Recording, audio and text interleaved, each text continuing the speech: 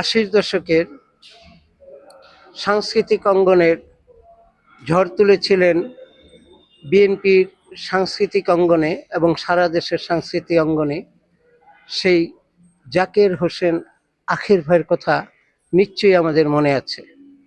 আজকে আমরা তার সাথে গল্প করব। আপনি কিভাবে কখন জাসাসের সাথে জড়িয়ে গেলেন? আমি মূলত গানের বয়স হয়ে গেল প্রায় 40 বছর 45 বছর। 80-র দশকে আমি স্বৈরাচার বিরোধী আন্দোলনে অংশগ্রহণ করি এবং গান করি, স্বৈরাচার বিরোধী গান করতাম। তো এভাবে করতে করতে এক পর্যায়ে আমার সাথে পরিচয় হয়।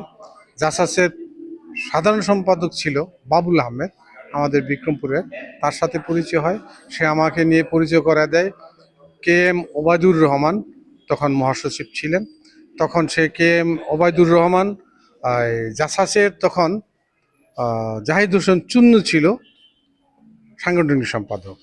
এই চুন্নু আমাকে জাসাসে সম্পৃক্ত করে এবং জাসাসের আমি সঙ্গীত বিষয়ক সম্পাদক ছিলাম।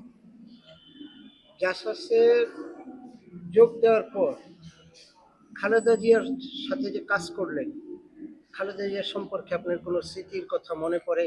অবশ্যই মনে পড়ে, বলবেন। অবশ্যই মনে পড়ে।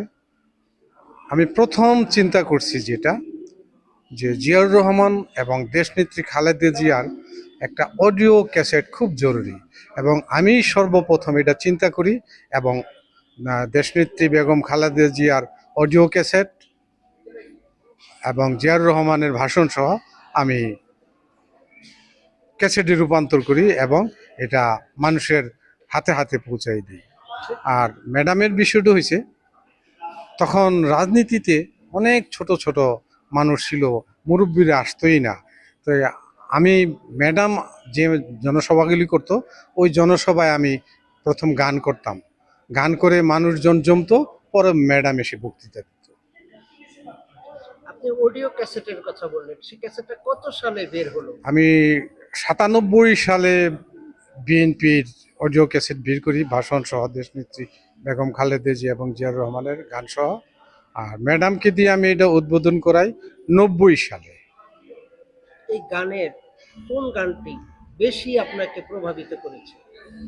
শহীদ জিয়া বলে গেছে আমায় ডেকে, দেশটায় আমি গেলাম রেখে, রাখিস দেখে তোরা রাখিস দেখে, এটা সবচেয়ে জনপ্রিয় হয়েছিল। আপনি বললেন বিক্রমপুর, বিক্রমপুর কি আপনার বাড়ি? হ্যাঁ, আমার জন্মস্থান মুন্সিগঞ্জ জেলার লৌহজং থানায়, গ্রামের নামটা বলবেন? দক্ষিণ চারিগাঁও, হাট নৌপাড়ার কাছে। আচ্ছা আচ্ছা। তো বর্তমানে আপনি সাংস্কৃতিক জীবনের 40 বছর পার হয়ে গেল, এমন কোনো ঘটনা সাংস্কৃতিক অঙ্গনে আপনার জীবনে ঘটেছে যা আপনি ভুলতে পারেন না, সেরকম কোনো ঘটনা কি আপনার জীবনে আছে? অবশ্যই অবশ্যই। একটু যেমন বলবেন। আমার বয়স যখন 10-11, তখন রেডিওতে গান বাজতো জাতীয় কণ্ঠশিল্পী আব্দুল জব্বারের। আমার মা খালারা বলতো, গলাটা কত ভালো রে, দেখ আব্দুল জব্বার, আব্দুল জব্বার।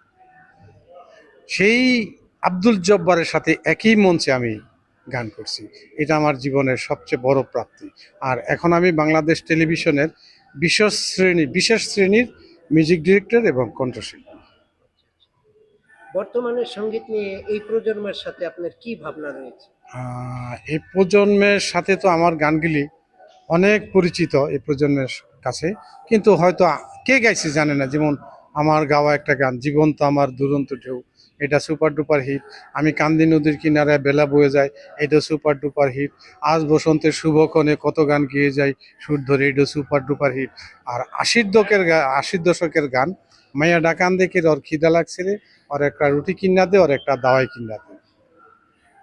সেই গানগুলো আপনার নিজের গাওয়া ছিল হ্যাঁ হ্যাঁ এবং সেগুলো তো খুব জনপ্রিয় ছিল। হ্যাঁ, জনপ্রিয় ছিল। সেই গানগুলোকে নতুন করে আবার কি নিয়ে আসবেন? ওটি নিয়ে আসার কোনো প্রয়োজন আছে বলে মনে করি না। রিমিক্স কখনো অরিজিনাল গানের চেয়ে হিট করে না। যেমন কিশোর কুমার বলেন, সাবিন ইয়াসমিন বলেন, রুলা লায়লা বলেন, আরও বড় বড় শিল্পী, এদের গান যারা রিমিক্স করছে সেই ওদেরটা আর চলে না। সেই কিশোর কুমার যারা অরিজিনাল শিল্পী তাদেরটাই চলে। এই দৃষ্টিকোণ থেকেই আমি রিমিক্স করি না। এখনো যেগুলি আমার চলে ওগুলিও প্রতিদিন আমার 10,000 ভিউ হয় আমার ইউটিউব চ্যানেলে। আপনার নিজের ইউটিউব চ্যানেল? হ্যাঁ হ্যাঁ, সেই নিজের ইউটিউব চ্যানেলটির চ্যানেল। নাম কি? আমার ইউটিউব চ্যানেলের নাম জাকির হোসেন আখের। হ্যাঁ, নতুন গানের উপর আমি কাজ করছি।